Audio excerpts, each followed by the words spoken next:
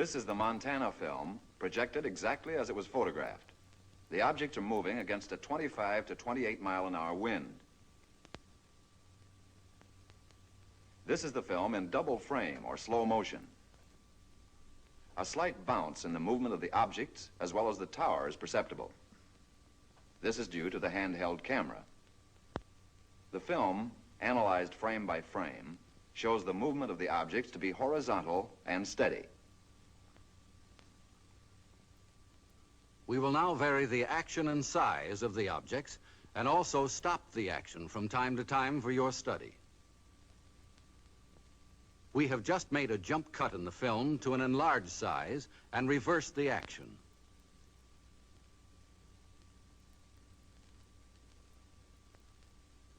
You are now seeing the objects exactly as they were photographed, but from a closer perspective.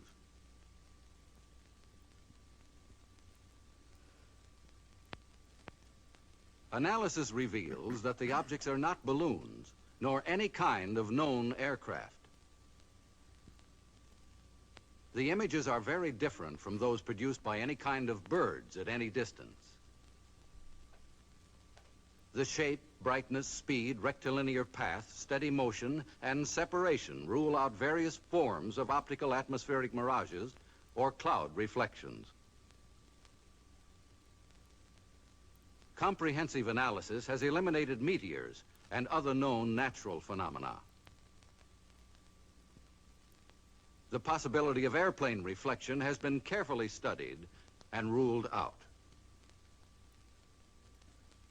This is the Utah film as it was originally photographed. The image structure and maneuvers definitely eliminate any kind of known aircraft. This is where Chief Photographer Newhouse, in his excitement, changed exposure. He believed that by changing density and giving the film more contrast, he could clarify the objects. The single object that reversed its course. The bounce is due to handheld camera. Now we study the action of one section of the film. We stop the action. We move in. Within a 5-mile range, aircraft could be determined. In excess of 5 miles, the speeds are greater than aircraft can achieve, except in straight-line speed runs. The movement here follows an elliptical or circular pattern. Microscopic examination reveals that the objects are well focused. Their size varies from 1/6 to 1/10 the size of the moon, as it appears to the naked eye. Their form is circular and sometimes elliptical. This fits the commonly used flying saucer description. Observe the object in the upper left corner. We move in to study the action. The object upper left will go out of frame on widescreen projection.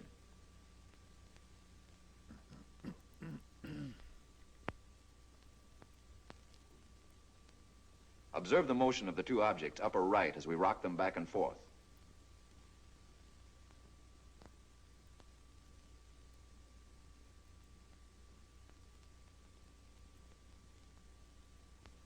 Now we move over and up on the frame to make a closer study of the object in the upper left corner. Examine this object closely. Compare it with those objects you saw in the Montana film. These films were taken approximately 2 years apart, hundreds of miles apart.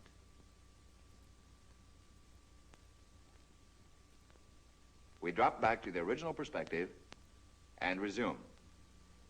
Now the section of the film where photographer Newhouse changed exposure. Weather conditions, together with the persistence and motion of the formations, eliminate the possibility of atmospheric mirages. Photogrammetric experiments have shown that the images cannot be associated with any kind of birds at any distance. Stop. Now forward again.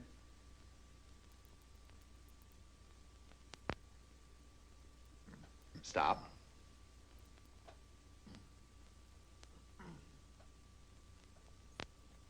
we drop back to original perspective.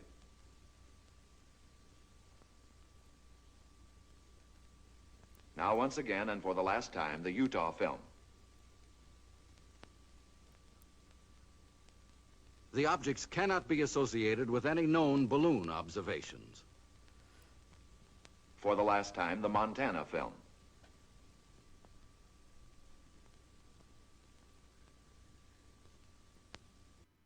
Right around the corner, too. But here's some entertainment headlines you need to know about. Now, back live to the newsroom. Here's Mike Chamberlain.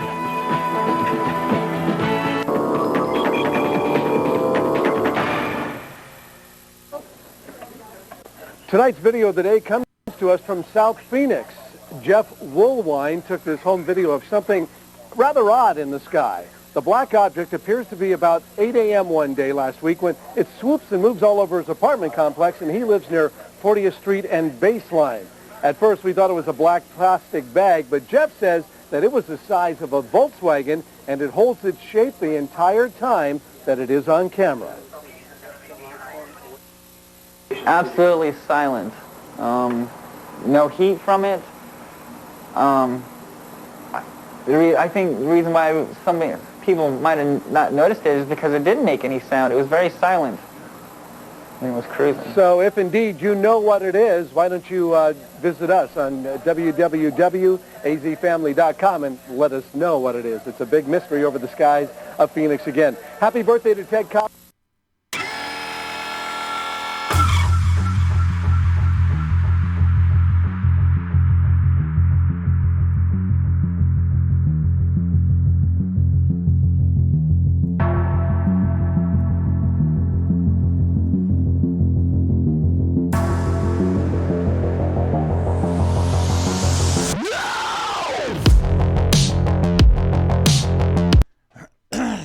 How is everybody doing today? Glad you are back with us on the Petroglyphs in the Sky UFO show. How's everybody doing?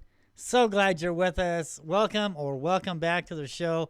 If you're new to the show, please subscribe, and it helps the show a lot. Find us on YouTube, the Phoenix Lights, Petroglyphs in the Sky. I am your host, Jeff Woolwine, and the only place on where real investigations on exactly what the Phoenix Lights really is, and the true history of Phoenix, Arizona, all from a credible researcher, myself, and being out there on the field, hiking the mountains of Phoenix, Arizona, seeing the Phoenix Lights numerous times. You know, the Phoenix Lights just didn't happen back in '97. They've happened over 2,000 years ago, and they continue today. So it's nothing new in the skies of Phoenix. The Phoenix Lights is a part of Phoenix, Arizona history.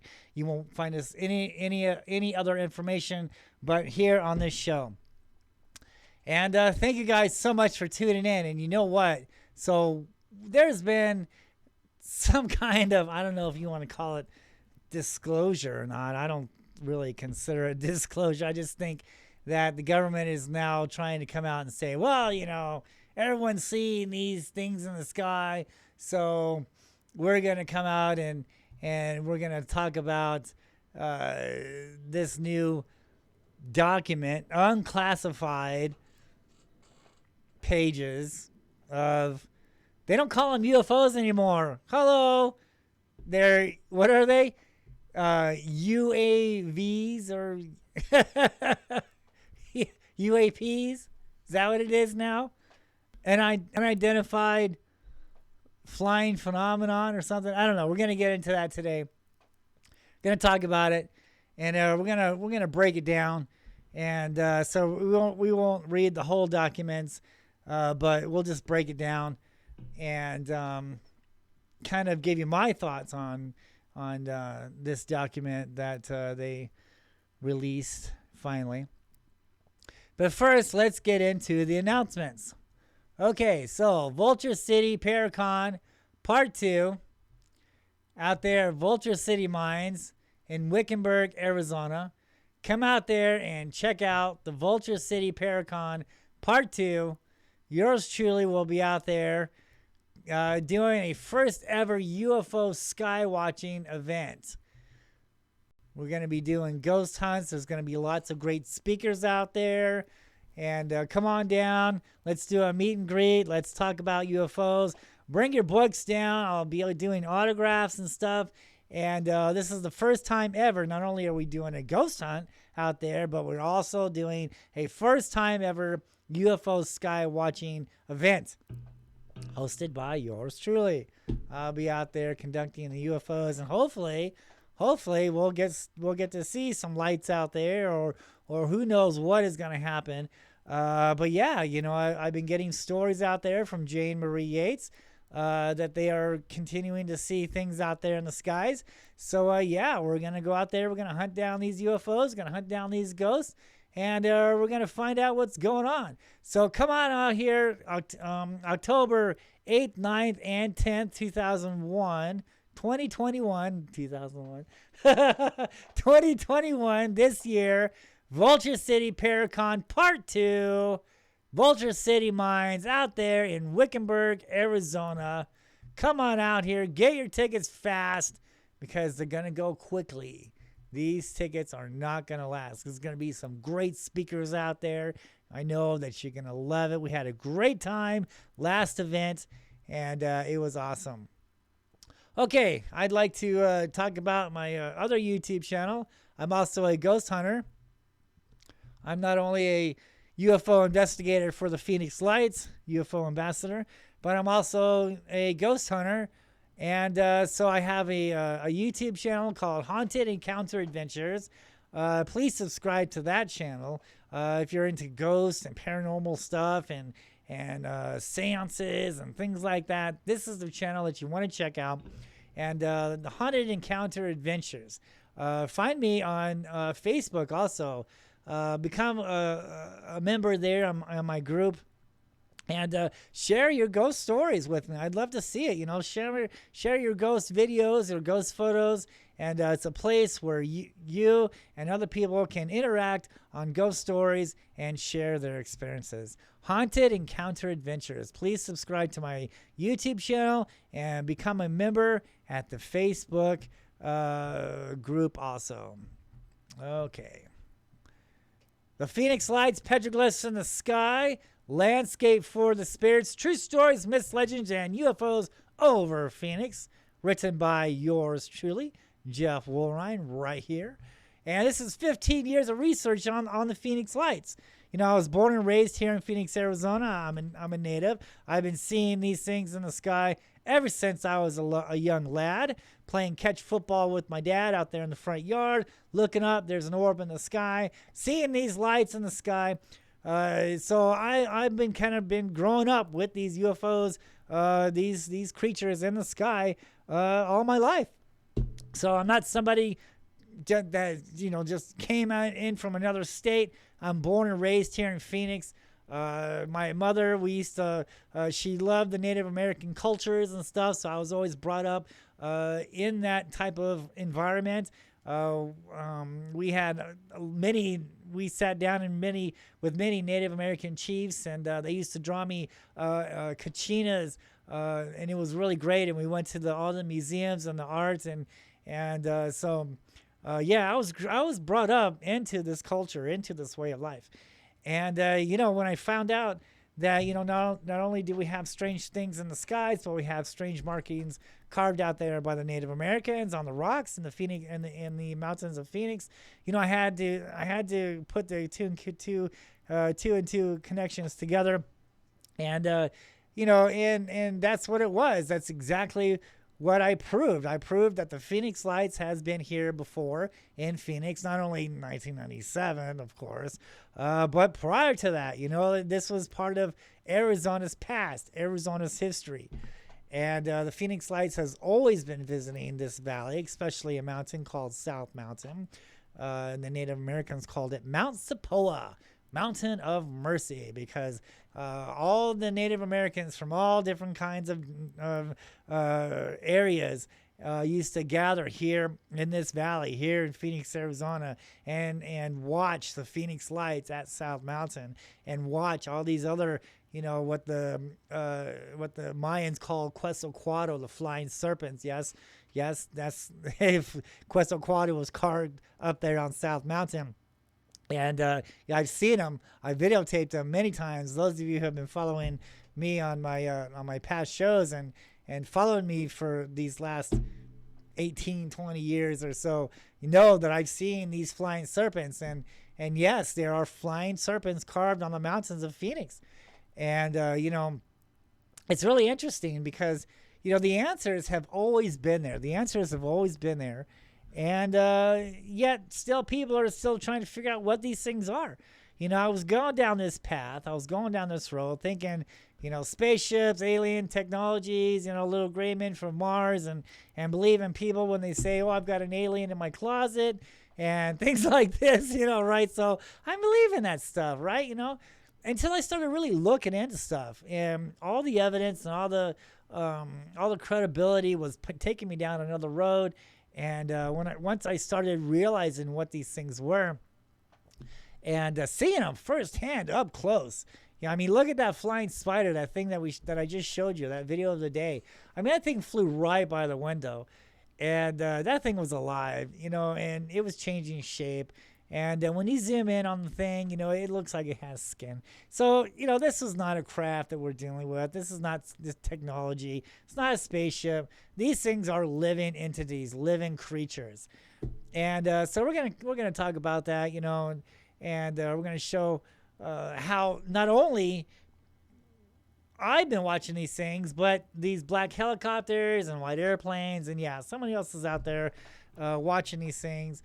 And, and this document that we're going to talk about today that they released explains why. Explains why I was videotaping and seeing the black helicopters around South Mountain when I was watching in the year of 2005. That in these documents, these government documents, these unclassified documents, talks about the reasons why I was filming black helicopters out there, the reason why these airplanes were following me around as I was watching the Phoenix Lights in 2004. So we're going to talk about that later on in the show. But the Phoenix Lights, Petroglyphs in the Sky, Landscape for the Spirits, True Stories, Myths, Legends, and UFOs over Phoenix. This is my book, and it has plenty of photographs, and this isn't just hearsay. Okay, all of this is 15 years of proven facts. Okay, not only of my tons and hiking, of researching out there on the mountains of Phoenix, Arizona, taking photographs of the petroglyphs, and calling in a Native American shaman to actually explain to me what the petroglyphs mean, and finding not only proof of the tombs. I found tombs up there, gold tombs left by the Mayans and the Hohokam Indians on the mountains of Phoenix, Arizona. But also I found proof of this in the Phoenix Library, in the downtown Phoenix Library. And when the first park ranger, Charles Holbrook, in the 1930s, was out there on South Mountain protecting the gold tombs on South Mountain from gold robbers, from the tomb seekers. And I've been doing this for a very long time. I'm not saying anything that hasn't been said before. I literally can talk the talk and walk the walk, okay? Because I have proof, I have credibility, evidence of the things that, I pretty much say. And a lot of these skywatchers don't. And it's kind of sad. I've done so much research into the Phoenix Lights. I've seen them firsthand. I've seen them up close. I've seen what they look like during the daytime. I successfully matched these Phoenix Lights to the carvings around the mountains of Phoenix, Arizona. I even matched the 1997 spread. Okay, so the Indians saw that and recorded that way before we did. And there it is. It's on the front cover of my book. Look at that right there in front of you. Look at that. That is the 1997 Phoenix Lights that has been seen before at least 1,000 years ago by the Native American Indians, by the Hohokam Indians. They saw the exact same type of sighting we witnessed back in 1997. So the evidence is there. And the answers is carved on the mountains around Phoenix on what these things are. Not only here in Phoenix, but also around the world. It's the same stories. It's not different things. It's the same creatures, man. It's the same entities that are flying around your skies also. It's nothing new. You know, when you ask Earth, when you ask the planet here, you know, about its history, the Earth will tell you, oh yeah, man, those things have been here all the time. They were here before you guys showed up, man. I've been watching these things hanging around my mountains for thousands of years. Where have you guys been? This isn't anything new. You know why? Because they're not from another planet. This is their planet also. This is their world. Earth is their planet. They are not from another world. They're not from another planet. They are not from Alpha Centauri. Just like animals, you know, we have the animals here on the ground. These things is like another type of entity, another type of animal. And this is their planet too. And so we're going to kind of go into that a little bit later on in the show. And we're going to talk about that and we'll talk about how, you know, how the conspiracies is just kind of, you know, gathering up, you know. So we'll get into that a little bit later. The Phoenix Lights, Petroglyphs in the Sky, Landscape for the Spirits. Pick it up on eBay and anywhere that you can find the ebooks and things like that. So get your books fast because, you know, never know how long they will be out there. Okay, so For Real Watchers Radio Show. Check these guys out. These guys are my buddies, Jerry and Brett. Check them out. You guys have any stories that you guys want to talk about or show or anything like that, contact these guys. They're awesome people, and I appreciate you guys, you know, sponsoring me and promoting my shows and this and that. You guys are awesome, and keep up the awesome work, you guys. And so yeah, they talk about ghosts, they talk about UFOs. I mean, anything that's a good topic, man. You got something you want to talk about?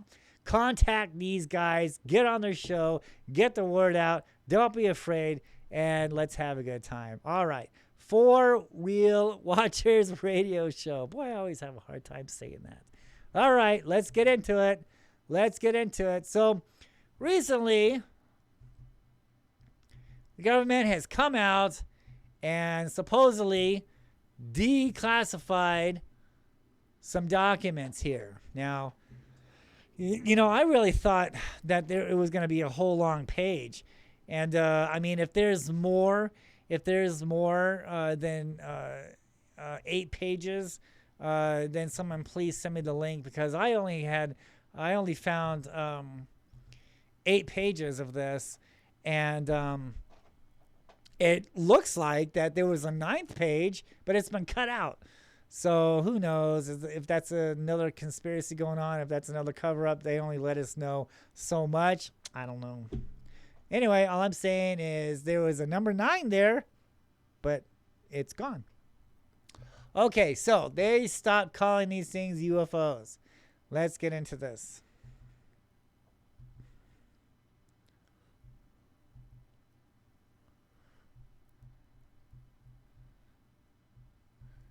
So we have to learn on these new abbreviations now. Okay, so the definition key. We're gonna start off with this. The definition keys. Let's just get this out of the way because it's really in the way. Okay, so definition of key terms, because we all have to learn on what they're talking about now. This report on UAPIF database used the following defining terms. Unidentified aerial phenomenon. That's what they call UFOs now. UAP, airborne objects not immediately identifiable. The acronym UAP represents the broadest category of airborne objects reviewed for analysis. Okay. UAP events. Description of an occurrence during which the pilot or an aircraft or an aircrew witnessed or detected a UAP. Okay, so that's what UAP is. UAP incident, a specific part of the event, and a UAP report, documents of a UAP event to include verified claims of custody and basic information such as the time, date, location, description of the UAP. UAP reports include range, flounder and reports and other reportings. Okay, so now that we have that out of the order, they stopped calling them UFOs, but they are now called UAPs. All right. Okay, let's get into this. This report provides an overview of policymakers of the challenges association with characterizing the potential threat posed by UAP while providing means to. Let me move this down here for a minute because let's see. Let's try to figure out this way. Okay, so this report provides an overview of policymakers of challenges associated with characterizing the potential threat by UAPs, while also providing means to develop relevant process, policies, technologies, and training for the U.S. military and other U.S. government, USG, personnel, and if when they encountered UAP. So as to enhance the intelligence community, IC, ability to understand the threat. So they're calling these things a threat. In a way, those of you who have been following me all these years know, what I think about these things. So yeah, are they telling us, yeah, there's a threat here? I think yes. I think there is a threat here. I don't think we're in any immediate danger as of now, but I think in the long term, yes, I would agree with what they're saying here. Understanding the threat. So yes, this is a type of threat that we're looking at here. Those of you who've been watching me and watching my shows know that I'm not saying these things are good. So yeah, this is a possible threat here. It is a threat, and this is the reason why. Look at the history of Phoenix. Let me ramble here for a minute. So the reason why, I believe they're calling these things a threat. So they know that these things, they know the history of these beings, of these creatures. Okay. And so they're kind of letting us know, they're calling them a threat. Yes, they're a threat. Why? Why is it? Because look at the history. Look at the history of these beings, okay? Every time these beings interact with man, when you look at the data, okay, when you look at the evidence, when you study the petroglyphs, and you study the traditions of the Native Americans and some of these ancient scrolls that we read, and just Earth's history that has been, either tried to be covered up or has been covered up, especially the lost history of Phoenix, Arizona, that has been covered up in the library for 80 years. And what does that say about the Hohokam Indians? It says that when they first arrived here in Phoenix, that these beings taught these people how to survive. So everything was fine for 1,000 years until one day, for reasons unknown, because there was sacrificing going on South Mountain. I found the altars. Charles Holbrook in his writings talk about the sacrifice things that were going on there. They sacrificed their enemies and stuff like that. So yeah, you can read more of this information on my website down below on my YouTube channels, on my YouTube videos. That's where you can find my website. And it talks about Charles Holbrook, and it shows the exact diagram or a little folder in which he explains on what these things are and what the Native Americans call these things. They call them spirits of the earth and sky. And so when all of a sudden, when the sacrificing stopped, that's when things started to dry up in the valley because it wasn't a desert at that time. It was like a tropical-like landscape. You know, there's evidence of water all over this Valley of the Sun. And so it says when the sacrificing stopped, that's when these entities came from the east and took these people away. The archaeologist wants us to believe, well, they just simply migrated somewhere else. Well, if that's the case, where did they go? We can't find any evidence on where they went. They were here for 1,000 years, and all of a sudden they just, they walked away from it, and we can't find out where they went. But the word of mouth from the Native Americans, who was taught by their ancestors and their ancestors and their ancestors for 1,000 years. Their parents told them, you know what? You know what happened to your ancestors? They got taken away. They got taken away by these spirits, man. By these, what we call UFOs, what is now called UAPs. Gotta get used to that. It's not UFOs anymore, people. It's UAPs, unidentified, unidentified aerial phenomenon. Boy, I gotta get used to that. And that's exactly what happened. And so yeah, when they come out and say, "Oh, this is a threat," it is a threat. It is a threat. And when it was all over with, when the holocoms, witnessed what was going on, some of them hid in caves because they were afraid. They were getting taken away. Their people were getting taken away up into the sky, never to return. They were carried away. And the survivors, when it was all over with, there were survivors that hid in caves, and they came out, and they were screaming at their leaders, saying, "Why did you stop the sacrifice? Look what happened. Our place is dried up now. Our people are taken away by the spirits, by the gods. They took them away. They're angry. You pissed them off." And the leaders, this is all written down by Charles Holbrook, the first park ranger. Okay, now this is what he says about the Hohokam Indians. He says that the tribal leaders then knew that it was wrong to stop the sacrifice, so they committed suicide on the sacrificing altars. And the rest of the people buried the gold in the mountains of South Mountain. They buried the gold in these tombs. And Holbrook writes that this gold was as round as the sun and as tall as the highest saguaro cactus. This was a lot of gold that's here on South Mountain. Not only brought from the Hohokams, but brought from the Mayans. Some would even say that the Holokams were the Mayans. Why not?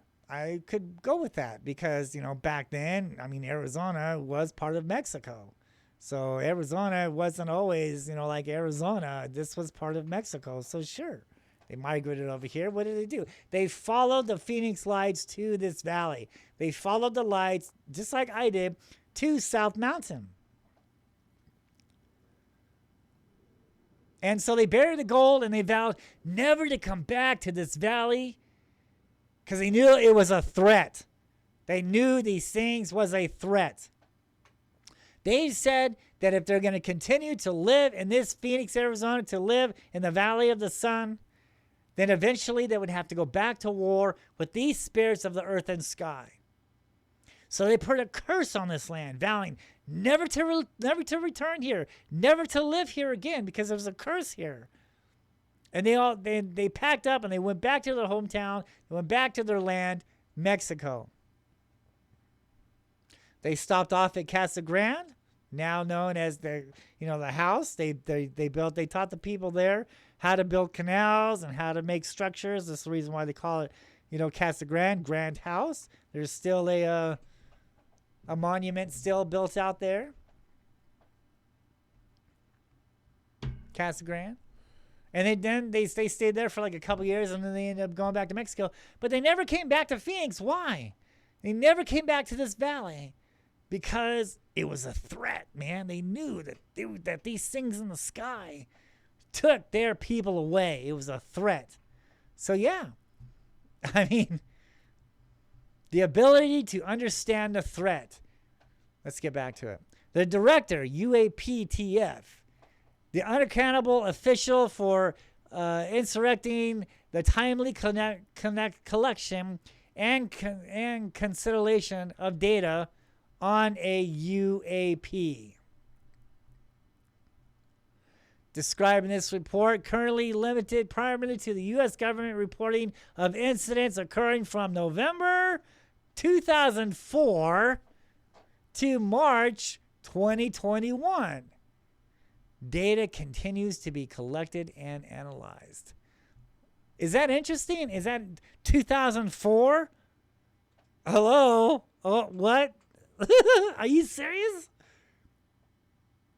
Because those of you who've been watching me all these years and following me know that I started, filming these lights on the east side of South Mountain in 2004. And what have I always been saying? There's airplanes watching these lights. So yeah, man. That right there, that just explains why I was seeing the airplanes out there in 2004. And talks about, why I was seeing helicopters out there on South Mountain in 2005 and continue to see the helicopters out there. Matter of fact, let's look at this. Let's take a look at this here. Here's a black helicopter in 2005.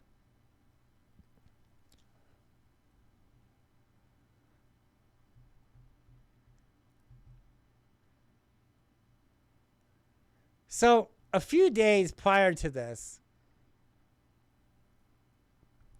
I had filmed a flying serpent. All right, it came out of a canyon. Right, made the news. And I was the only one that saw where this serpent, Quetzalcoatl flying serpent came out of. Look at the helicopter now. Look, he's looking right at me. Okay, let's stop this for a minute. Let's pause this. Let's get a good pause on this helicopter. Okay, so, and right above that canyon, right? So this canyon, there's a canyon down South Mountain, all right? And I was there a few days before, all right? And my son and I was up there, and I'm taking a break. I was in this canyon, and there's spirals in up and down this canyon. Lots of spirals, and spirals are doorways. And so it's telling us that this whole canyon down the side of South Mountain, that whole canyon is a doorway for the underworld, for these spirits. The Native Americans say they're going down into the underworld. On a scientific analysis, they're actually going down into that fault line. The whole reason why they're hanging around South Mountain in Phoenix, Arizona is because South Mountain was created by this fault line and it generates energy. Okay, so in certain times of the seasons, when the sun gets in the right position between the equinox and the solstice, it acts like it opens up these doors, if you will. It causes a fusion effect, and it attracts these beings to these natural energy spots around the earth, around the world. So when the sun is in the right position here on the west coast, South Mountain is one of the areas where these beings come and go from for thousands of years because they're here for that energy. So I'm kicking back at this canyon, and there's spirals there, and there's petroglyphs right across the way from where I'm resting at. And one of the interpretations on these rock art out here is some of these petroglyphs has the power to invoke the spirits. Okay, and inadvertently, I accidentally did that. Okay, I heard the rumor of this, so I decided to test it. Now, right above that canyon is a carving of two men looking up at a flying serpent. Right? That's important here, because on the top of the canyon we have a flying serpent. We have two men looking up at a flying snake. Down the canyon, it tells like these little bits of stories here, and a lot of spirals down all the way from the top of the mountain all the way down to the ground, all the way down to the base of the mountain. Tons of spirals, doorways, telling us that's the doorway. So I said, hey, you guys are cool. Why don't you come and see me? Like 2 days later, I look out my window because I strategically put myself on the east side of South Mountain, around the baseline area. And to watch that mountain, the mountain, I sat there for like 3 years.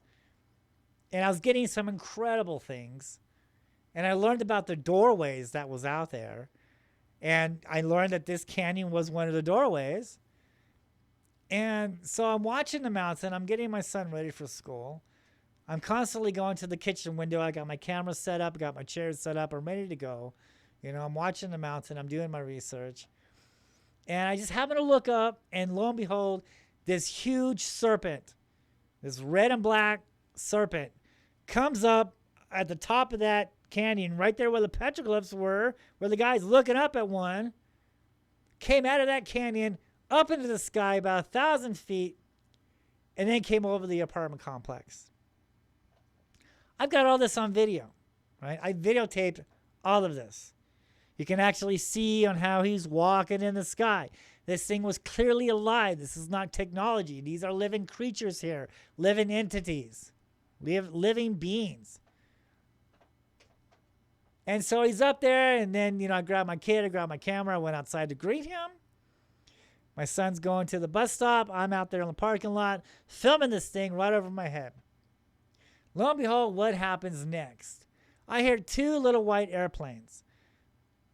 Because in the beginning, like when I was watching the lights on the east side of South Mountain, 2004, just as the reports are talking about here, this is when they're starting to do their investigations in 2004.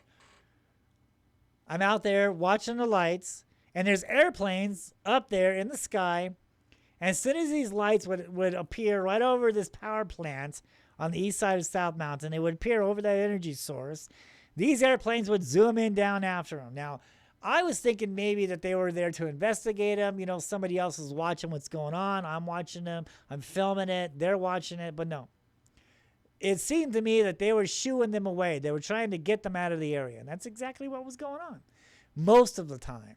These airplanes would fly in on these lights. As soon as they got within about a mile radius of these lights would disappear. Airplanes would come over, circle that area, right over that area, and then go back up in the sky and hover and circle and wait for these lights to come back. Now, most of the time, the airplanes, the lights would the airplanes would, chase them out of there. But sometimes the lights never moved. I have videos on where the airplanes are chasing the lights away. I have videos of when the lights are like, screw you, dude, I'm not going anywhere. The light is right there, right over that power plant on Ray Road on the east side of South Mountain. That light's right there, and this airplane is trying to get that thing out of the area, and that dude's not moving, man. That light's not moving. It's sitting there, right? So after I made the news like 3 or 4 times that summer of 2004, not only it caused the attention of these airplanes. The airplanes started watching me now. So I started, I was being watched by the watchers, by whoever was up there chasing away these lights. Now they're watching me now. And they eventually found out where I lived at. They must have followed me. And so they would know every day right before sunsets when me, my son, and my friends would take off and to go to our spot to watch these lights at. And I noticed that these little white airplanes are circling my apartment now. And they're waiting for me to leave. And when I do, they followed me all the way to my setup where I watched them at. And they sat there and they watched me put up the camera and the tripod. And when I go home, the airplanes followed me home. So in 2005, I moved to the mountain because at the end result of the news, they're saying everyone's seeing flares. I'm like, dude, no, these things are right here in the valley. They're right there by South Mountain. There's a power plant these things are hovering over. It's bullshit. It's not flares 150 miles away in Tucson, Arizona. These damn things are here in the valley. I'm like, wait a minute, because all the information, all the studies that I've been doing over the last, year or two is pointing me towards mountains. When I first encountered the Phoenix Lights, they were going towards South Mountain. I followed these things to the mountain. So I was like, dude, let's move to the mountain in 2005, in the beginning of January of 2005. let's see if we can get some day shots. And also, let's hike the mountain and see what's going on out there.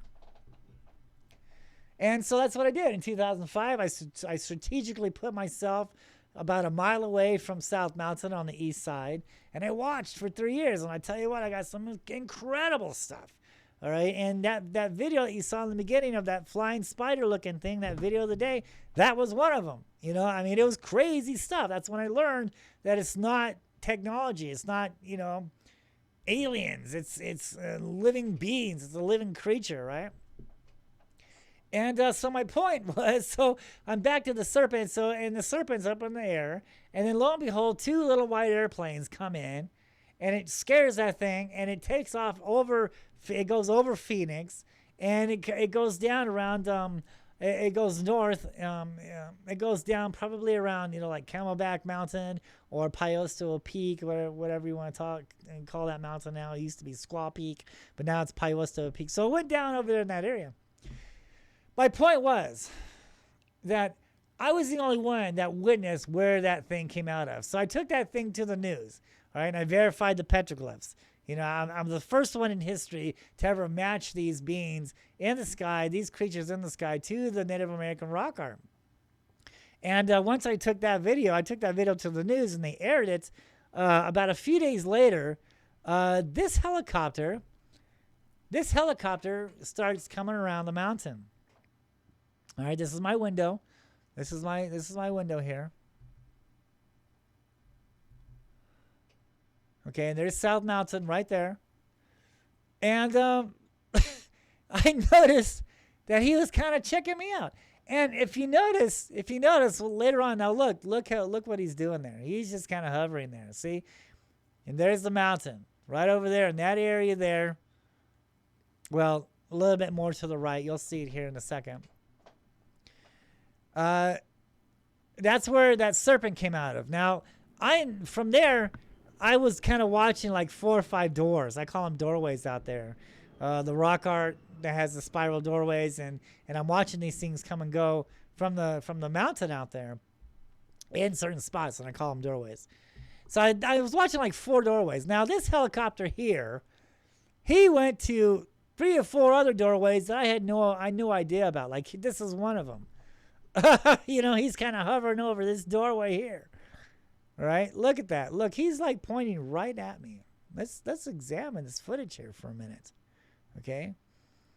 This is what this document is talking about. This document is talking about they started their watching or their investigations in 2004. Well, now this 2006. This video here is. So I've been doing this for over a year now.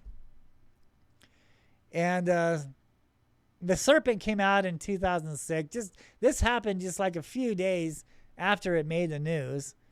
And so this black helicopter, I don't know what he's doing, but he's out there on the mountain, and he's kind of surveying the mountain, or he's looking at me. You know, he's looking at the mountain there. And he goes to different doorways. If you notice what he's doing here, he's going to different doorways. Now, I'll show you exactly where this serpent came out of, because this helicopter goes to this area where this flying serpent at. He came to that area 3 times. Now, how did he know? Look, he's staring right there. Look at that. He's hovering right over the mountain, looking straight at me. Okay? This is right after I made the news. This is a couple days after I made the news. You know, so he's checking out me, where I'm set up at, where I'm watching at. All right? And he's really doing a job here. Look at that. And he goes 3 times to that spot where the flying serpent came out of. And how did he know? How did he know where that serpent came out of? I was the only one that saw it that morning. Exactly the same place on where it came out. Look how close he is now. Look, here he goes. Where's he going now? Look, watch where he's going. He puts his nose right there, right at the tip of where this flying serpent came out of. Let's see if this is the let's see if this is where he goes. Not right now. That flying serpent, Well, it came out of somewhere to the right there. I'll show it here in a minute. As soon as he hovers right over it, I'll show you where he is. But the helicopter is checking out all these doorways. So in a way, you know, he checked out 4 doors that I'm already watching. But he then went to other doors that I didn't know anything about. And I started watching them. Okay, here he goes. Here he goes. Oh, he's going right to where this serpent came out of. He's heading right to that area.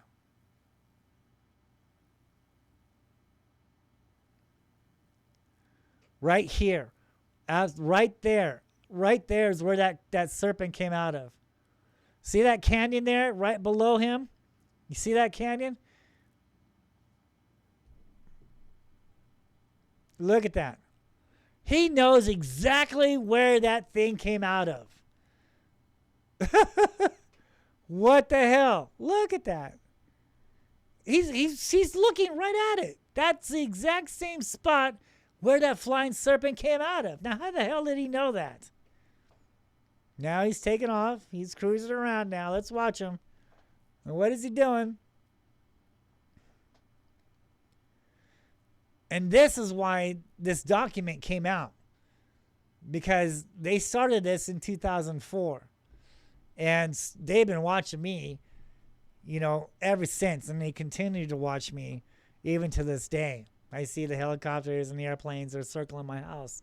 You know, they're always watching. Look what this guy's doing. Where's he going now? Check him out. And so, yeah, this explains, you know, that, you know, this, and they're telling you in this uncovered document that this is what they were doing. And I have proof. You know, this explains on why I was seeing so many black helicopters and I was seeing so many white airplanes. Look at that. Look at it turn right around. Here it goes. Look at this. What the hell is going on out there, you know? Well, this document, this unclassified document now, explains what they're doing. They know. They know what's here. They know the history of these beings. They know exactly what's going on. Look at this guy, man. What the hell, man? He knows. He knows. He knew what I saw. He knew where it came out of. How? How did he know that? Because he's been watching this longer than I have. Okay? They know what's going on here. Just because that report says, you know, they started in 2004, they've been doing this way longer because, I mean, the film that I showed at the beginning of the show, you know, shows these orbs, you know, so they've been knowing about these things for years now. Look at that. Look at that. What the hell, dude? This is proof on what this document is saying. Is that they you know, they started their reports. Now they knew about it, all right? But they didn't really want to come out and start making reports on it until 2004. Look at that thing, dude. He's hovering over the exact place where that serpent came out of. He knew. He knows what's up.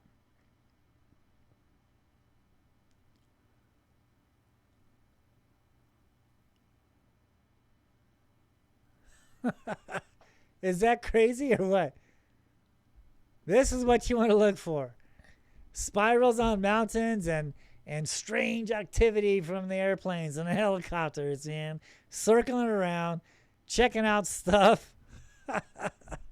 You only got to see this here, folks.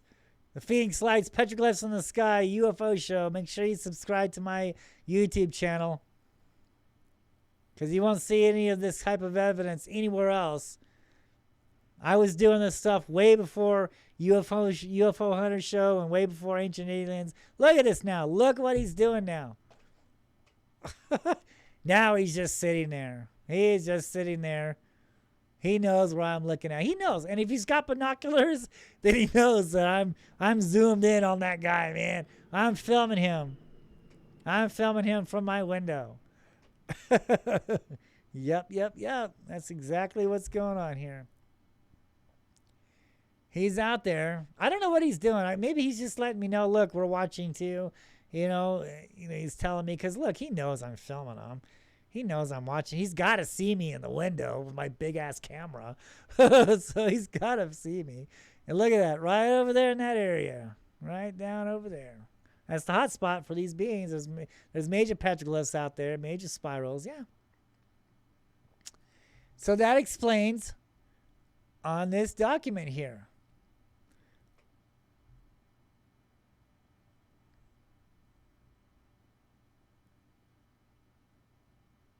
Now I want to show you something else real quick before we move on. Now this helicopter was out there circling around.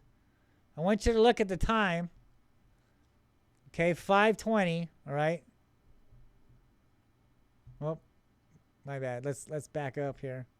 Okay, so this helicopter right there he is. You can barely see him. See him there?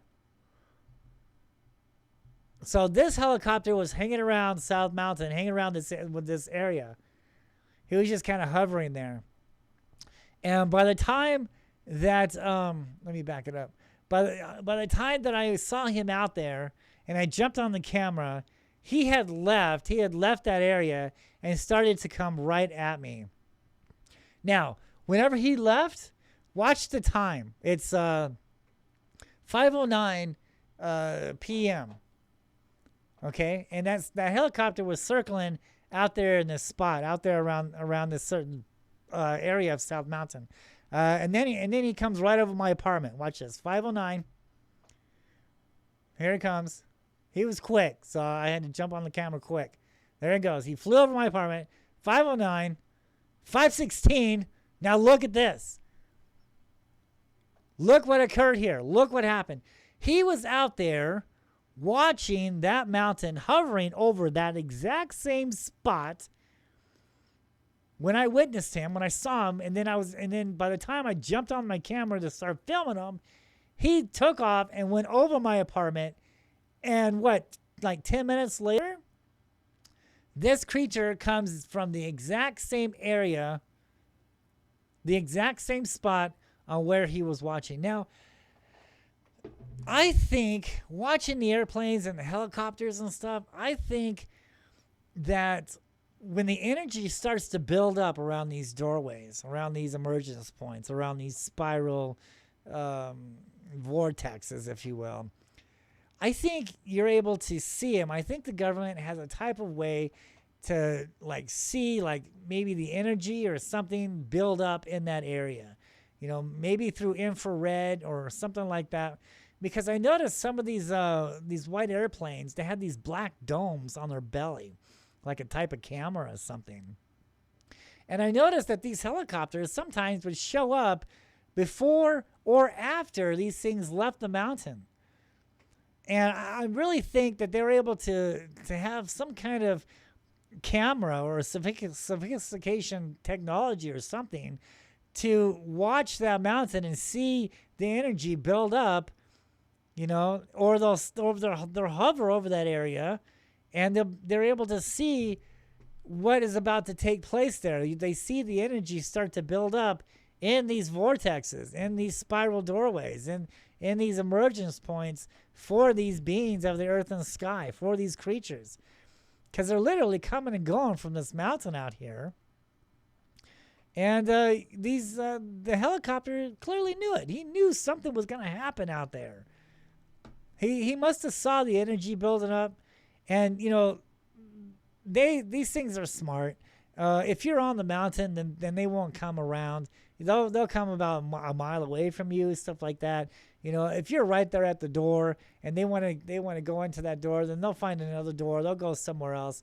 So they want to kind of stay away from man as much as they can. They'll let us see them for right now, but as far as getting close to them, they're just not having it right now. At least that's my personal experiences. I've tried to hunt them down and get closer to them, and you just can't do that. The more and more you try, the more and more they just get away from you. And so if that helicopter is hanging over that door, they're either going to go somewhere else, they're going to come out somewhere else, or they're going to wait for that helicopter to leave. And that's exactly what occurred here. That helicopter was hanging around that area minutes before this creature, this being, left South Mountain. Look at that.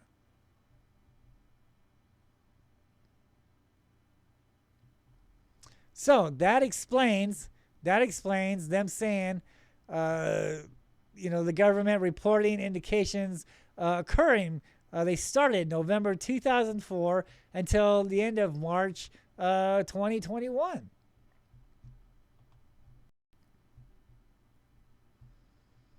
And I just showed you proof. That's what was going on. That explains all the helicopter activity, all the airplane activity, everything.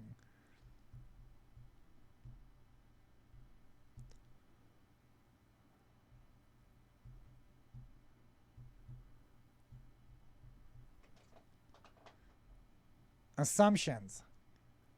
Various forms of sensors, excuse me. Let me open this up because I can barely see that on my screen. So let me open up this a little better because I don't want to flood you with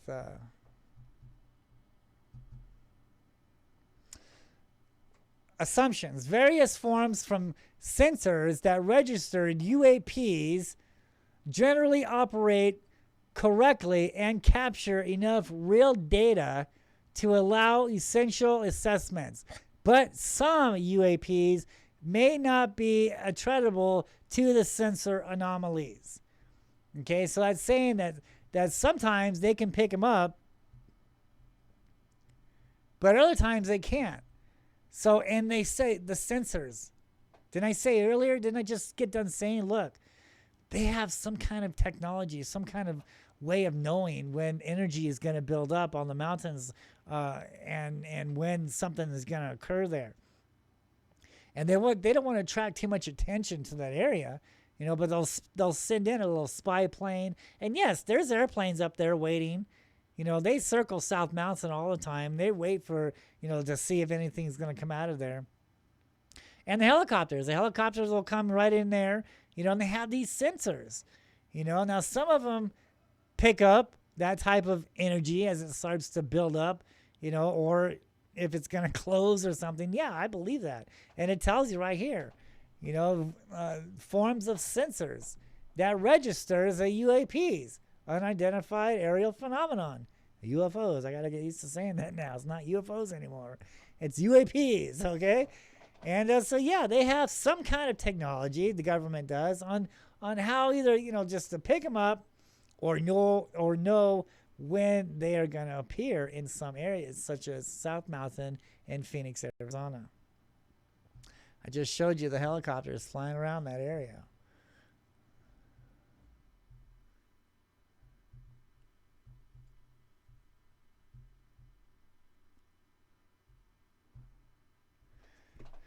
Executive summary. The limited amount of high-quality reporting from unidentified aerial phenomenon hampers our ability to draw firm conclusions about the nature of intent of UAPs. Hampers the ability to draw firm conclusions about the nature of the UAPs. They know, okay? They know what's up. There was even a rumor. I don't know how credible this is. There was a rumor that, what was it? Was it Clinton back in 97? That Clinton, the president at that time when the Phoenix Lights came out in 1997, there's inconclusive reports. I don't know how credible this is, but I heard something that the president went underground, okay, when the 1997 lights happened on the west side of Phoenix, Arizona. And so, when you look at it, nothing flew over Phoenix. There's no evidence of this. The only evidence is we have lights on the west side of Phoenix. That's all that happened that night. And so when that happened, they're trying to say that the president went underground. Now, if that's the case, then they know, they're waiting. The reason why they're coming out with this report is because so many people are seeing them, and now they're air traffic people, they're military pilots and stuff. They're seeing these things, all this stuff starting to come out since 2004, right? All these video evidence of the jet fighters and stuff. I mean, and but this, we all know it's been going on since like World War II, because we're talking about the Foo Fighters and stuff, same kind of stuff, right? So they know, they've been watching, and especially, all right, this goes back all the way to President Roosevelt. All right, this goes back to President Roosevelt. All this information, I believe, kind of started with Roosevelt. Now, we all know Roosevelt couldn't get around anywhere, okay? Because later on reports, we found out he had polio. He was restricted to a wheelchair. But he sent his wife out to investigate the United States. And when his wife came out to these places on the West Coast, and she's either interviewing Indians or she's learning the landscape, she's learning about the petroglyphs, especially here on South Mountain, and the petroglyphs are depicting flying snakes and people getting taken away and sacrificing and depictions of demonic creatures and things like this, I think, that's when it all kind of started. And I believe that when she went back and told the president President Roosevelt, look, especially the West Coast, I mean, they're talking about, these creatures coming down from the sky and up from the sand world and the lizard people and the altars out there and it's just crazy. He really started to really look into that.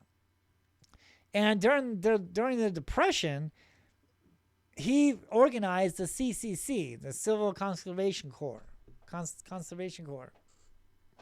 Now that gave him a perfect reason, the perfect excuse under this New Deal, right? The perfect excuse to go in and not only give the people jobs, because they needed jobs, they needed work as the Depression, but also to erase some of the history that was carved on some of these mountains that talk about the spirals, the anthropomorphs, the flying demons, the flying serpents, things like this, okay? So what did he do to South Mountain? He hired 200 people, 200 young men, to live on South Mountain for about, 2 years, 3 years? And not only did they make picnic tables and trails and stuff like that, they're making it, they want it to be a family-oriented park. They wanted for families to come out there. They built swing sets and barbecues and stuff like that. They had mines. They were out there digging for gold and silver. And I believe they pulled out Charles Holbrook, the park ranger, writes in his journals that they pulled out like $60,000 worth of precious gold and minerals from South Mountain from these mines. And not only did they do that, but they also blew up petroglyphs. And they blew up some of just like one of my last shows I talked about with the giants, because there was depictions of giants here on South Mountain, evidence of giants, and there's structures of giants with petroglyphs on them, and they went in there and they blew it up.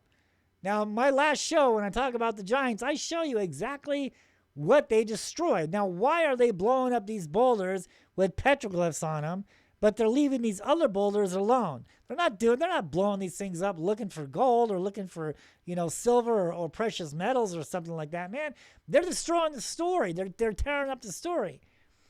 And when you understand the petroglyphs, when you really understand the petroglyphs, it tells you what these things are. It tells you the history of Phoenix, Arizona. It leads you, when you understand the glyphs, when the coyotes are pointing that direction, it's telling you where to go.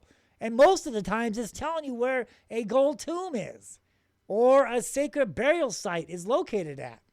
Okay? And once you realize all this, once you start understanding the glyphs, the history of Phoenix, once you start realizing, and look, it's telling me where to go, and I find this tomb, they don't want you to know that. Matter of fact, they made South Mountain a government park. Why? Because they don't want you to go off the trails. They don't want you to start digging up these tombs, because it's going to rewrite history of what they're saying anyway. I mean, the true history is talking about the giants. It's talking about, these beings of the earth and sky. And it's all credible. It's talking about the Phoenix Lights. But this stuff has been covered up for 80 years. And so when they come out and they say hampers our ability to draw firm conclusions about the nature or intent of the UAPs, that just, I don't believe that. They already know. This has been going on back since Roosevelt days, you know. So Roosevelt hired these people to blow up the history, blow up the petroglyphs. It's his fault. He's the one that controlled all of this disinformation, cover up. It started with Roosevelt. So yeah, I don't believe that. Hampers the ability to draw firm conclusions about the nature or intent. They already know the intent. I mean, so that's the reason why, in a way, not only are they studying these things, the black helicopters and the airplanes, and they're monitoring what's going on out there in South Mountain in Phoenix, but they're waiting because they know eventually, one of these days, because they know that that the Phoenix lights and the flying serpents and the creatures got taken away. The people got taken away by these creatures. They got taken away by the lights. So they're waiting. Especially, they were really watching me when I was up on the mountain, because they figured, oh, this guy, he's stupid enough. He's going up there. He's looking for him. What if, one of these things comes down and pick him up, and takes him off into the sky. And when that happens, that's when the shit's going to go down. That's when we need to inform the president that shit's going down and he needs to hide, because the end of the world is coming. Because we're entering, the Hopis say we're entering the fifth world when all this stuff starts to come down, all these prophecies, right? So they're watching me closely to see if I get taken away by these creatures. That's exactly what's going on. They're monitoring, they're watching, but most importantly, they're keeping an eye on what's going to happen. They're waiting for these things to start picking people up. Because, they don't care about us. They care about the government. They're going to tell the government, yeah, it's time to hide. Let them take all the people in Phoenix away, but us, no, dude, we know what's going on. We know why they're here. We're not going to tell the people why they're here, but we know what's up. We've been studying this way before, this little report came out. Roosevelt knew about it. Roosevelt investigated this stuff. So they're waiting, they're watching until these things start taking people up.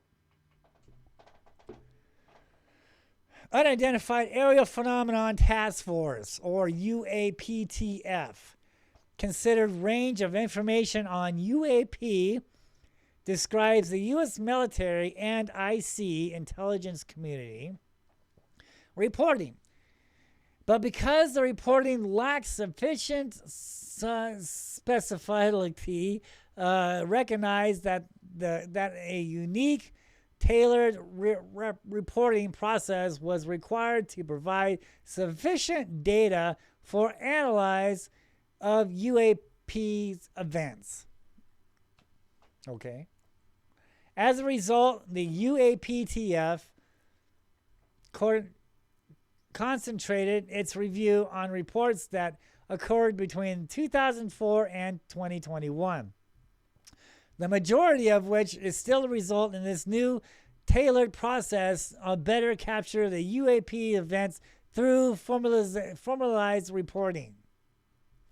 Most of the UAPs reported probably do represent physical objects, given majority of UAPs were registered across multiple sensors to include radar, infrared, electrical, optical, weapon seekers, and visual observations. So that electrical optical, now that's kind of new, right? Electrical optical, whoa. Could that be the sensor that they are watching these doorways at? Because when the doorways, when the creatures start to come and go from the mountain, they watch. They know the energy is building up right there, and so they send in a black helicopter. They send in an airplane, and they circle the air. They watch because they can see. They're using this electro-optical to see energy. The energy is building up in that area right there, so they know a doorway is going to open or is open. And when it does, it attracts these beings. They either come out of that doorway or they go into that doorway. They know through this electro-optical device. In a limited number of incidents, UAPs reportedly appeared to exhibit unusual flight characteristics. These observations could be the result of sensor errors, spoofing, or observer misrepresentation, and regular additional righteous analysts. Okay.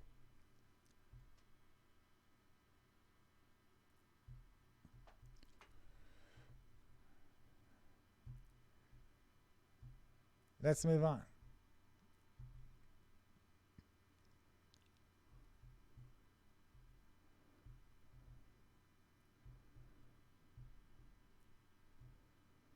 The UAP clearly poses a safety flight issue and may pose a challenge to U.S. national security. Safety concerns primarily center on aviators condensing the increasing clutter air dominion. UAP would also represent a national security challenge if they are foreign adversary collection platforms or provide evidence of potential adversary as developed either breakthrough or disruptive technology. So they're saying that, they're trying to think, well, maybe this is, the Russians or something like that, right?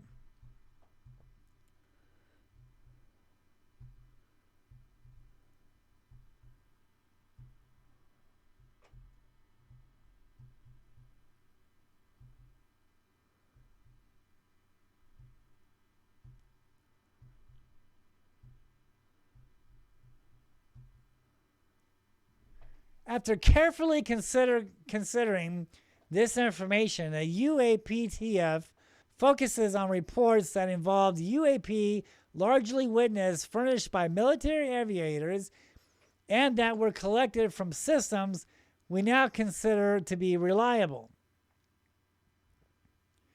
These reports describe incidents that occurred between 2004 and 2021, with the majority coming in the last 2 years as new reporting mechanism becomes better known as military aviation community. We are able to identify reported UAPs with higher confidence. In that case, we identified the objects as large deflating balloons. The others remain unexplained. Now notice how I improvised that. I put a red mark under that. The others remain unexplained. Okay?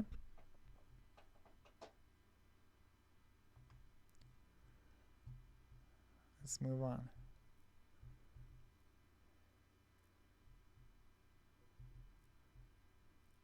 The sensors mounted on U.S.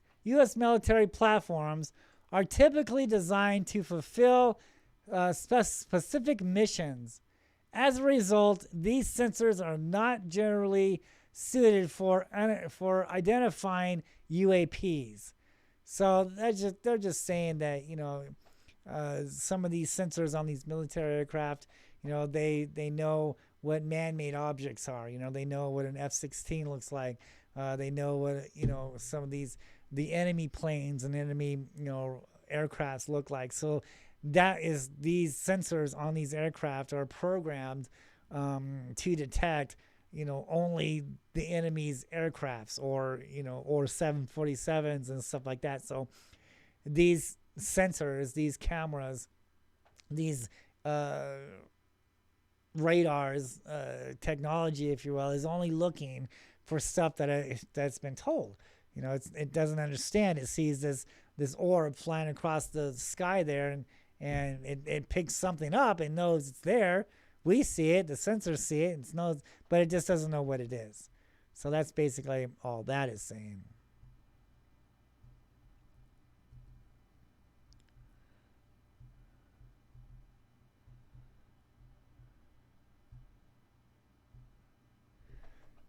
And a handful of UAP appeared to demonstrate advanced technology. Now, they're trying to say that it's, technology, But those of you who've been watching me all these years, I've learned that these things aren't technology at all, that these things are alive. And so the only reason why they are saying anything like this, reference this, is because that's what they understand. Or at least that's what they want the people to understand. So it's these reports here it's not coming from like the higher up. So like the higher up people, the helicopters and black helicopters and the airplanes and there's like a higher level to this. They know what's going on, right? So these people are like underneath those people, right? The people that wrote this document is under the people that knows what's going on, okay? So these people here that wrote the documents, they don't have a clue. They're still thinking flying saucers, spaceships, Alpha Centauri, little green men, and people raising aliens in closets. Okay, they still think this, all right? This is what they are leading to believe. This is what they think, okay? But the higher up people understand this is more, how should I say this? This is more biblical, if you will. This is more ancient, okay? This is something that the public isn't used to, hasn't heard of, because it's been covered up for all these years. This information has been buried, destroyed, covered up, not told in our history books, right? So they want you to believe this is technology. So they're trying to say that appear to demonstrate advanced technology. Well, for someone who thinks it's technology, sure, it's advanced. But for the people who have seen them and witnessed them, and the higher ups, they know that this is another life form. This is another animal here. This is a creature. It's not technology. It's not UFOs. This is a live being. All right. This is something a little higher than man, a little more sophisticated. It's not technology at all. But to make the public more understand this, and to set the minds a little at ease more, they're going to say, this is a new conspiracy now. This is a new cover-up. They're going to say there's something here. They're going to say it's technology. They're going to say it's green men. They're going to say it's UFOs, crafts or whatever, spaceships, crafts, because that has been the cover-up. That has been the story all these years. Even down to Roswell. I don't care. There's no evidence of Roswell.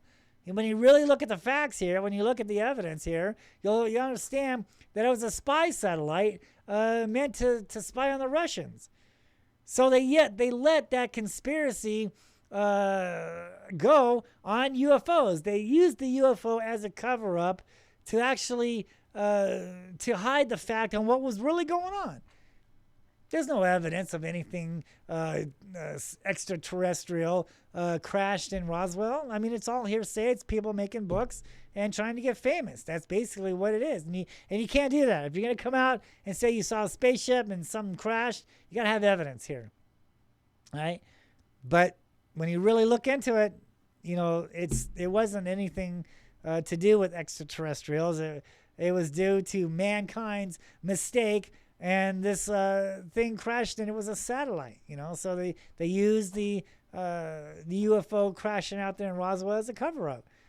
So, and that just as the Phoenix Lights, 1997, something going over the Valley of the Sun, something going over Phoenix, that's all hearsay. There's no evidence of that, but yet it's been told for so many years now. I mean, it's hard to get away and say that, But you have to look at the evidence here. There's no evidence of this. If a handful of people can film lights on the west side of Phoenix, why couldn't a handful of people film a flying saucer going over a V-shaped craft, reportedly going 8 miles an hour, going over the city of Phoenix a mile long? Why couldn't somebody film that, right? I've been looking for evidence of this. It's been over 20 years now. Not one shed of anything. It's just hearsay. It's just a cover-up. All right, of what really happened out there. But that's what people believe. They understand technology, and so if the government comes out and says, "Oh, there's creatures, right? And there's supernatural creatures out there, and they shape shift and they change they change shape and they change color, and and they have the capabilities of going in the mountains, and they have capabilities of flying, and they can do what they want, and we can't control them, and we can't shoot them down. So that's going to scare people. And also, and their history says that they took people away, not only the tribe here in Phoenix, but all the tribes around the world. They came up missing at the same time. It's because of these beings in the sky. I mean, come on now. They're not going to say this. So the next conspiracy, the next cover-up is technology. They're going to say, demonstrates advanced technology. In 18 incidents described in 21 reports, observers reported unusual UAP movement patterns and or flight characteristics. Some UAP appears to remain stationary in the winds aloft, moving against the wind, maneuver abruptly, or move at considerable speed without discriminable means of propulsion. In a small number of cases, military aircraft systems process radio frequencies, RF, energy associated with UAP sightings. There we go, right there. They just told you. Energy associated with UAP sightings. Oh my God, there it is. There it is. It's the energy. Holy shit, right there.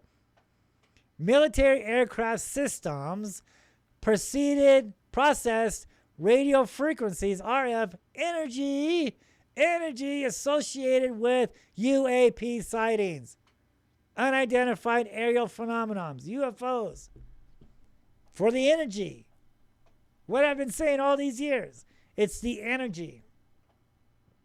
These things are attracted to the energy. These things are attracted to the natural sources on the Earth's energy. They absorb the energy. They feed off this type of energy. And in a way, they're telling you right there. They're emitting something that I discovered years before.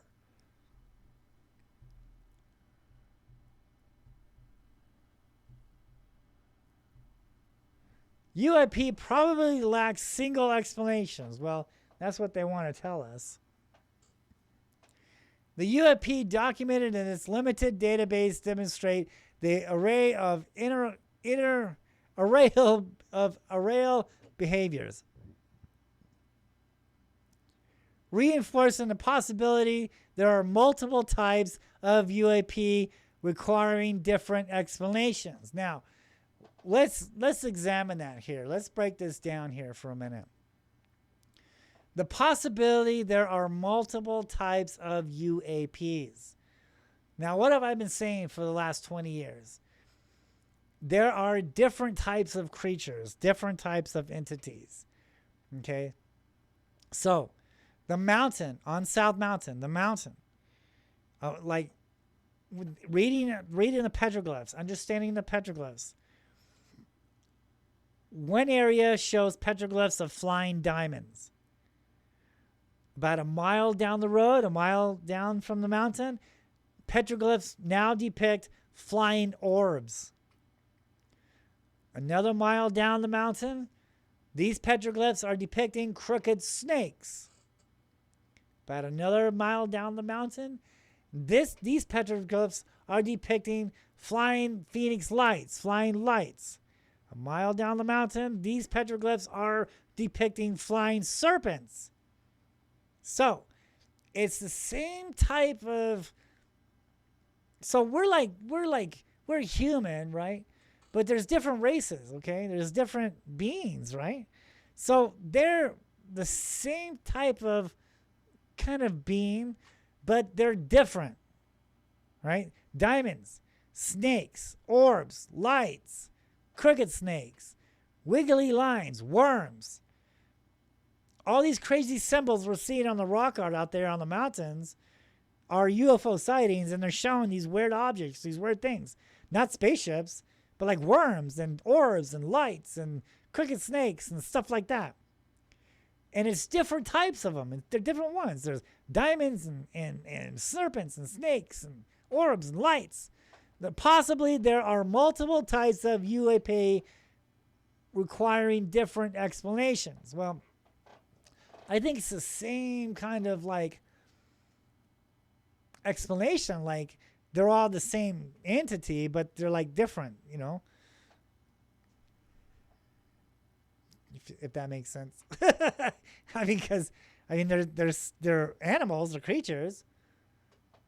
They have the same capabilities. They all shapeshift and change, but shapeshifters always go back to their natural form, their natural shape. So the diamonds go back into the diamonds, and the snakes go back into the snakes. Whether they're up there, you know, doing, you know, different formations, either flying crosses but they always come back into that serpent formation. And requiring different information or different explanations. Well, this is the explanation. They're shapeshifters. They change. But they're all the same creatures. They're all the same.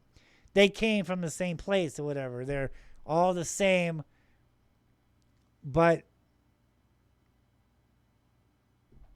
there's different kinds of the same being. Does that make sense?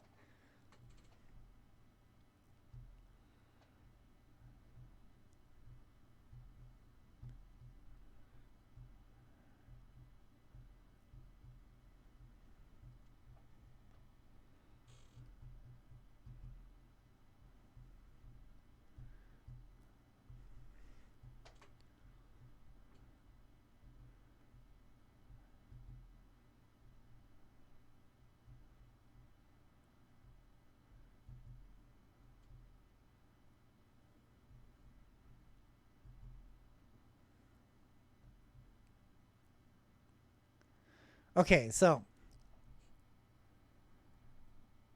every time I tell people, if you're going to go out there and skywalk, oh, okay, live television, people. That's what happens when you, that's what happens to the live stuff. Oh, jeez. Okay, give me a few minutes here. We got kicked off.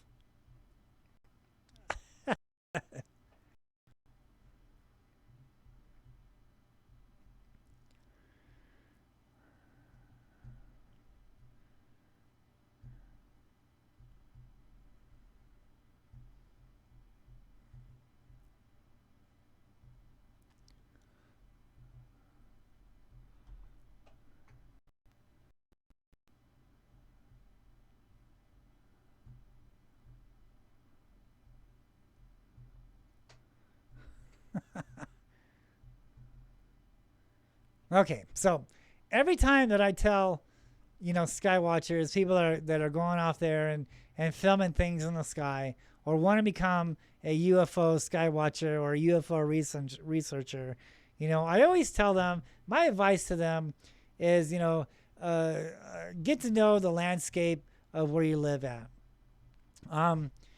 Find out the history. Find out what kind of history your land has.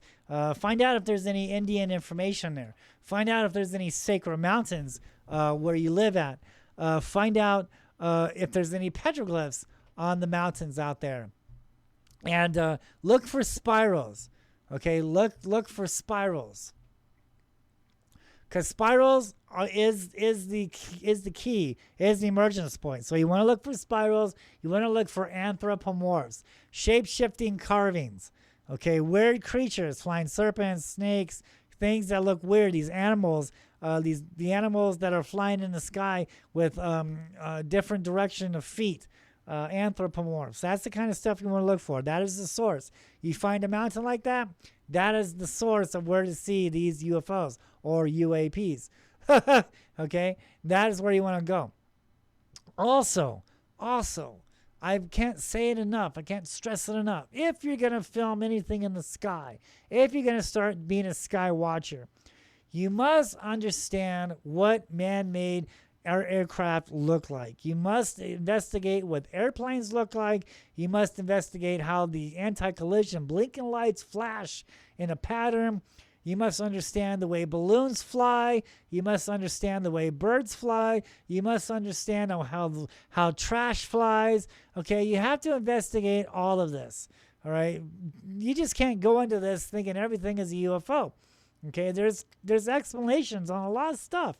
You know, a lot of these people that are sending me, you know, pictures of blinking lights and their drones or their airplanes, you know, or their kites, you know, or you know, things like this, right? So if you're going to be successful at this, you know, you can't, you have to know what you're talking about. You have to study it. You have to go out there and film balloons, okay? Film balloons. Watch balloons in the sky. Film them, right? See what they do and for your own eyes. Then come home and analyze the video. Understand the video. Understand how the balloon moves in the wind, how the balloon, you know, does this and does that. You know, study the balloon techniques. Because in this way, when you see something, you know, you automatically know, wait a minute, that's a balloon because I tested balloons before. Watch flares. Go out there and see what flares do. You know, understand what flares do. Look for the parachute. Look for the blinking light. Dropping the airplane out. Looking for the smoke. You know, look how small the flares are compared to these lights in the sky. I mean, you really have to analyze all this stuff. Yeah, you just can't go out there and start filming things and expect, you know, you see this blinking light out there and you think it's a spaceship. You think it's a spaceship, a craft, a UFO. It's not. You know, it's blinking in a repetitiously. It has a pattern, all right? There's only been like maybe 1 or 2 times when I see these A-10s fly over my apartment complex and they have no lights on. But most of the time, you know, it is a requirement to have some kind of anti-collision lights on these airplanes, on these drones, these blinking lights, and they blink in a pattern. So when you see that, when somebody sends you a video and you see this light blinking in a pattern and they're trying to believe that it's a UFO, it's a spaceship, it's not. It's an airplane. It's blinking. Understand how the airplane flies. Measure how the distance. Measure. You have to study all of this, you know, to be a successful sky watcher. Because you don't want to make a fool of yourself. You know, you don't want to make a fool out of other people. If you're going to say you have legitimate UFO, then you want to be able to prove it. You know, look, you've compared it to balloons. You've compared it to flares. You've compared it to birds. You've compared it to trash. You've compared it to anything, everything possible man-made. And it's not. So, technically, it's a UFO, right? And that's exactly what the government is doing here. Okay? Let's look at this. If I'm on the right one here. Yep. Okay. Airborne clutter, they call it. These objects include birds, balloons, recreational unmanned aerial vehicles, aka drones, UAVs, or airborne debris like plastic bags that muddle a scene or affect the operator's ability to identify true targets such as enemy aircraft, right? So, what did I just get done saying? What I've been saying for years now. You have to understand what birds are. You have to understand what balloons are.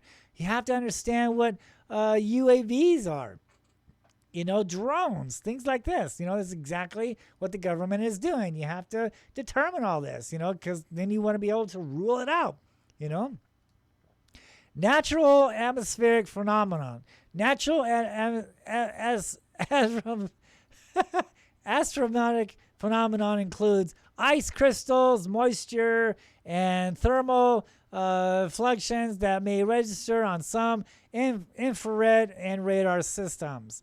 So they're teaching people what to look for, you know, how to understand stuff. Just like what I was trying to say, you know. You see a balloon, film it. Come home, watch it on video, understand what it does. See the flight path. You want to investigate flares. Go out there and watch flares or study flares on the internet. Watch flare videos. And then go back and look at your UFO lights and compare the difference. You know, that's what this document is trying to explain here. USG, or Industrial Development Programs, such as some UAP observations could be attributed to developments and classified programs by U.S. entities. We are unable to confirm, however, these systems accounted for any of the UAP reports we have collected. Now that's interesting. So they're calling them entities, right? So there's two ways you can read that here. There's two ways you can look at that here. We are unable to confirm, however, that these systems accounted for any of the UAP reports we collected and classified programs by the U.S. entities. So, I mean, I'm sure they want us to believe that, it's like spy stuff, right? Stuff that, just because, I mean, Area 51 is out there not for aliens, but to make, new technology, for defense purposes, things like that. So, and they're trying to say that, maybe some of them are classified, like stealth bombers, these flying triangles, people are starting to call them now TR-3Bs and stuff like that, right? There's no really evidence of that either. It's just, people making computer generated of triangles and trying to say that it's a spaceship or it's a TR-3B. There's no evidence. There's no proof, But they're trying to say U.S. entities. Now, the entities, that's just kind of triggers what I've been saying here, so we're unable to confirm this. However, there are classified programs by the United States. Are they talking about these creatures? Are the reason why they're saying entities and not government programs, not government people, but they're saying classified programs by U.S. entities. So, United States UFO entities? Something to think about. Foreign adversary systems. Some UAPs may be technologies deployed by China, Russia, another nation, or non-government entity. There's that word again. There's that word again, entity. Oh my God, what I've been saying all these years. Or non-government entity. They're telling you, dude. They're telling you, look. Could be the Russians. Could be China. Could be another nation. Or it could be a non-government entity. Hello? Creature? Shoot, why do I always do that?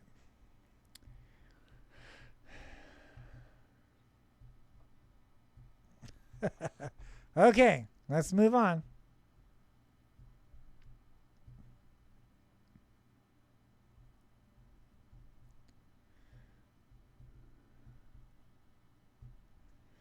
Although most of the UAP described in our database or data set probably remain unidentified due to limited data or challenges to collection, processing, or analysis.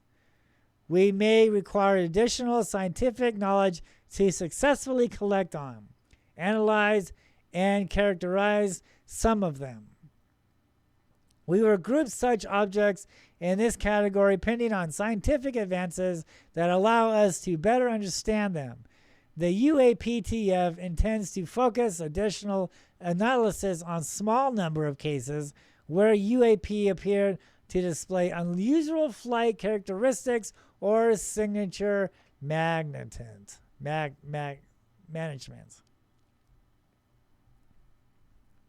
So that's just telling us that they're going to continue to watch for them, but they're trying to say, they need to collect more scientific.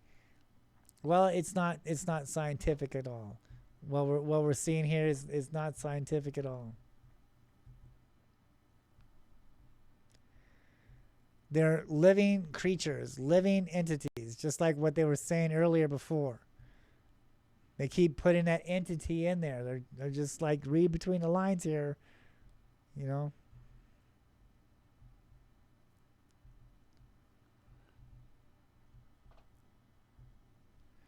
The UAPTF has 11 reports documented incidents in which pilots reported near misses with UAP. I think there's more than 11. Now, come on now. We all know. I mean, look at World War II. Look at the Foo Fighters. All these red lights that these people were chasing around, on these airplanes, years before. So, I mean, just 11? Come on now. That's not right at all. There's more. There's a lot more than 11. Okay, so, but that's what they want to put in here. So, but we all know different.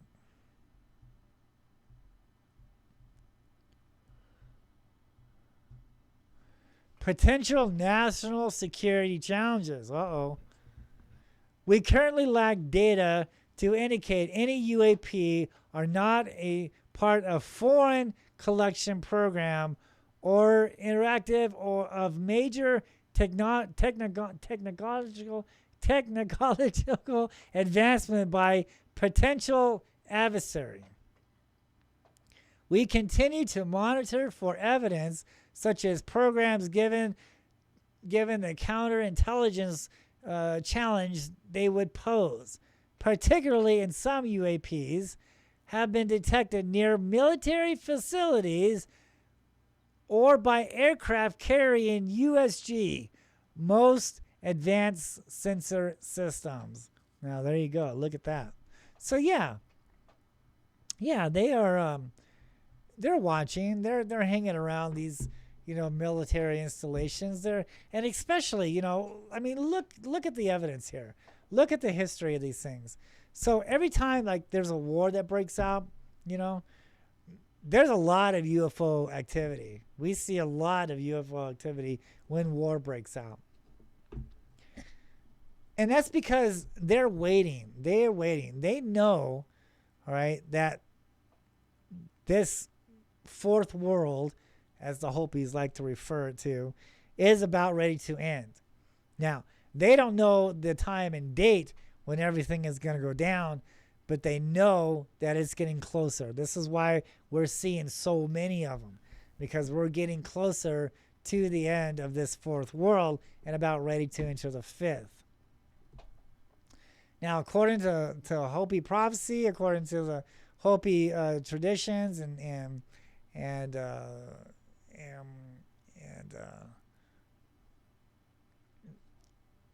prophecies or things like that, they're saying that every time that man enters a new world, these things are here to help and guide man.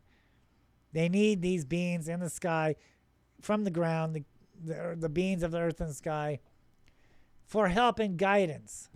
All the Indian traditions say this. All these, first, second, third world.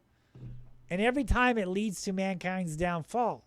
That's the reason why the government, there will never be any disclosure. They're going to tell you, yeah, there's something here because everybody's seeing them. We can't lie to everybody, but, yeah, okay. So they're going to tell you we started in 2004, but, they've been doing this way since, Roosevelt days, right before World War II. And they're not going to tell us exactly what's here. And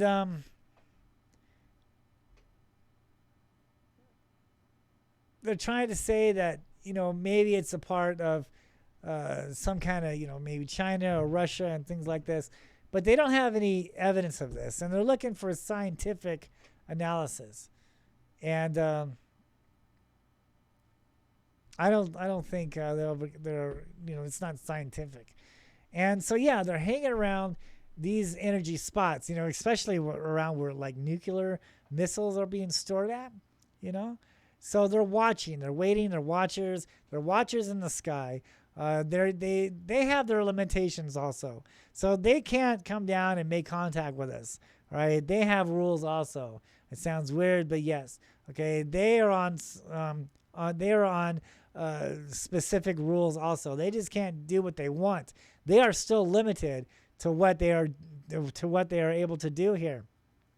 This is why they haven't made contact with us, right? And for one, I mean, they're not allowed to. For another reason is because it's not time yet. If one came down, shape-shifted, and says, hey, we're here, blah, blah, it would be front page news for probably a few days, but people would have to go back to work, back to school. They have a life. But if mankind needed them in such a way to survive, such as no food, no water, the air is polluted with radiation, things like this, you know, and this thing comes down and shapeshifts into a man and says, hey, I'm here. I'm the one you've been waiting for. These are my angels. I'm here to clean up the water, clean up the air, clean up the food, give you whatever you need. Worship me. Right? That's a whole new book of Revelations here. That's exactly what this Revelations is talking about. This is why they don't want you to know about this stuff. They don't want you to know about these ancient texts that talk about this stuff, that talk about these prophecies that we're in now. What about this plague that we're dealing with here? Right? Is this part of the four horsemen? Yes, man. Look at the evidence. Don't be so blind to the facts. We're in these biblical days. We're in the end of days here. These four horsemen are running wild, man.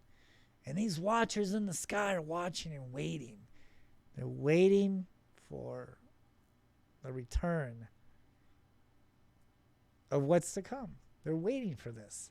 They know. They've been released from this bottomless pit over the last 1,000 years. They're coming back. More and more is coming out of this bottomless pit. They're coming out. They're here. We see them now. We're seeing more and more and more of them. That's why they're coming out with this documentation. Because they have to say something. I mean, because now the military pilots are tracking them and they're recording stuff now, so you just can't say. And they got to put people's mind at ease, you know. So they got to look at the Russians, they got to look at China, they got to look at other countries building technologies to do this, blah blah. So they're kind of pushing that direction, and there's no evidence of this yet, and that's what they're saying. So they're trying to tell us, you know, look, okay, we're going to admit that there's something here, but we're not going to tell you everything. We're not going to tell you the history of these creatures. I did it again. The history of these beings.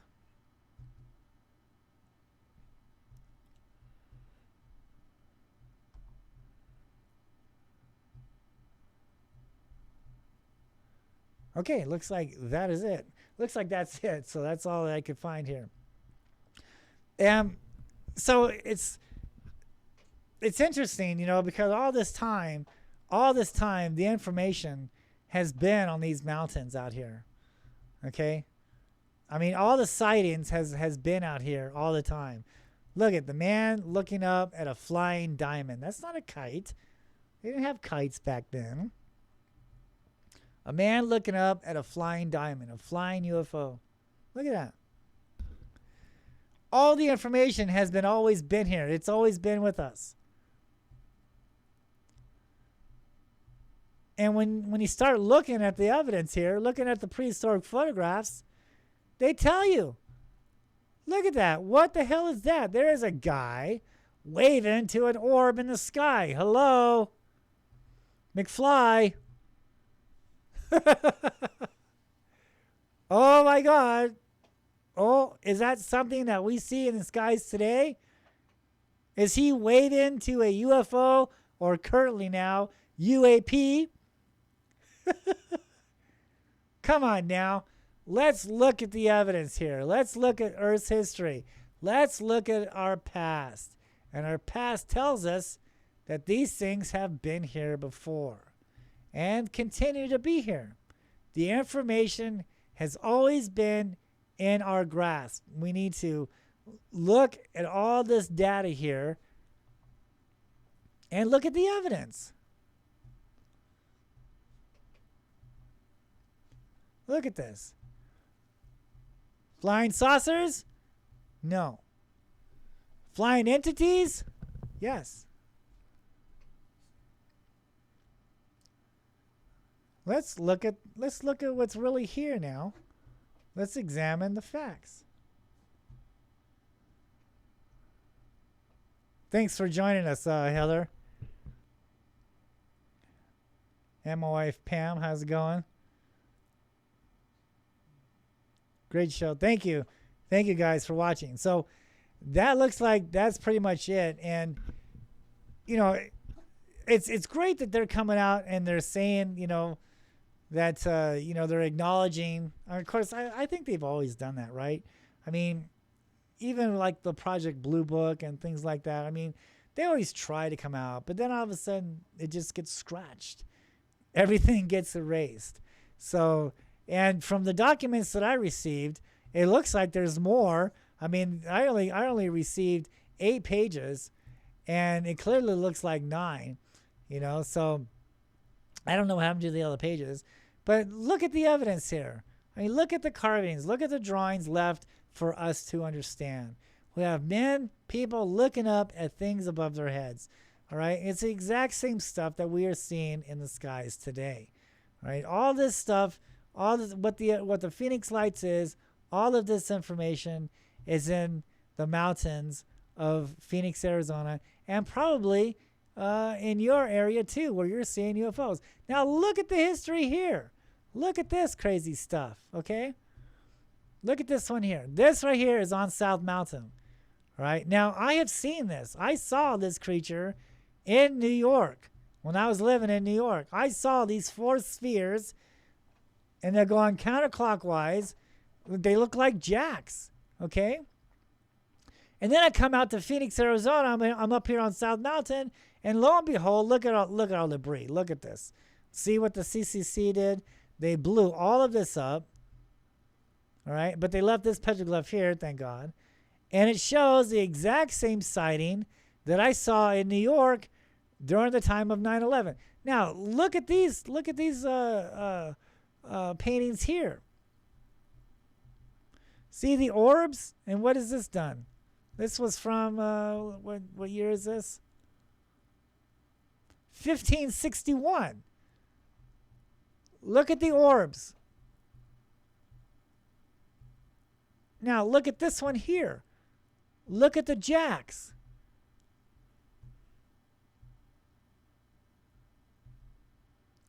You see the jacks in that?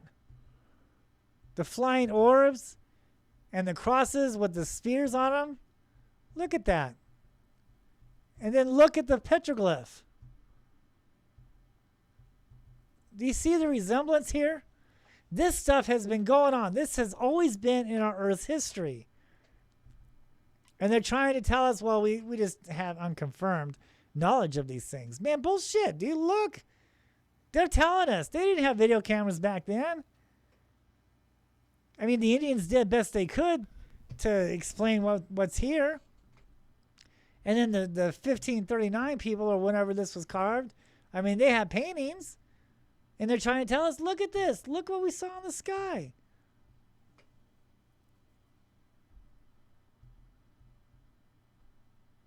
Look at the evidence here. And they're trying to say that they don't understand what's here. They don't know what's here. Yes, they do. They know exactly what is here. Earth's history shows this. All the evidence shows what is here and their history.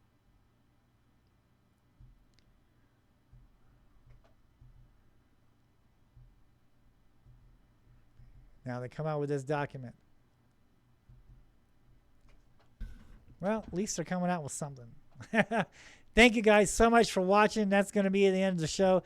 Make sure that you subscribe to my YouTube channel, The Phoenix Lights, Petroglyphs in the Sky. Make sure it says The Phoenix Lights in front of Petroglyphs in the Sky, all one word. And thank you guys so much for watching. And keep your eyes on the skies, because you never know what you're going to see next. Thanks again, you guys, and have a good one.